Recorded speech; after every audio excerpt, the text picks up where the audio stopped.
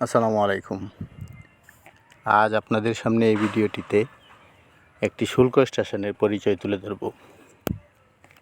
শুল্ক স্টেশনটি বাংলাদেশ প্রান্তে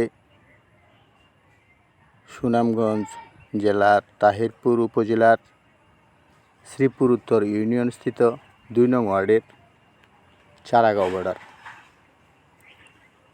চারাগাঁও এই বর্ডার শুল্ক স্টেশনটি দিয়ে সিজনে প্রায় প্রতিদিন ৪ থেকে ৫ হাজার মেট্রিক টন কয়লা ও চুনাপাথর আমদানি করা হয়।